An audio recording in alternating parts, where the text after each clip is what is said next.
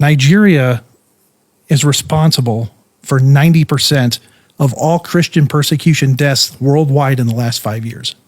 Yeah, it's just incredible. And no one hears about it. No one's talking about it. You know, that's one of the things that I learned reporting on this is that on the very day that 9/11, that the attacks happened in the United States, the same people who were on those planes, and I mean in the sense of they were carrying the same flag and they were saying the same slogans and they were standing for the same ideology, walked into a village in northern Nigeria and massacred over 200 Christians. And that village was called Rankum, and it was renamed in the language of the Fulani. They took that village and they renamed it Mahanga because it is essentially the command and control center of this genocide. The interesting part is that the Nigerian government knows it.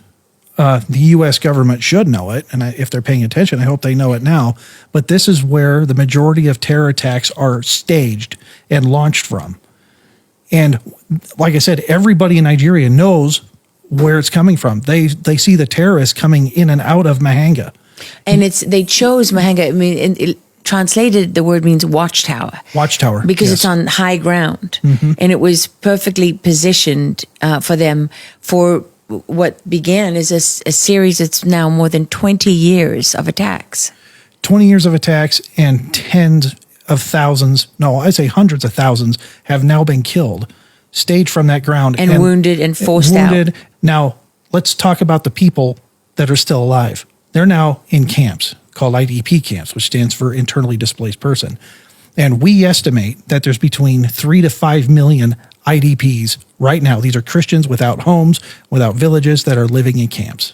These are people who've been robbed of everything they had, who've been forced off their land. The Nigerian government won't even acknowledge their existence. No, they won't acknowledge their existence, and this it's a double-edged sword.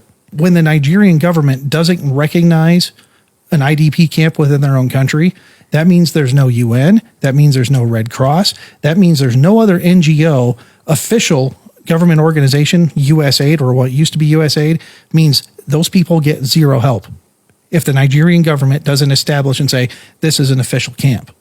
And we know that Nigeria government only recognizes 40% of the camps that exist. So that means 60% of these millions of IDPs get zero help from the outside world.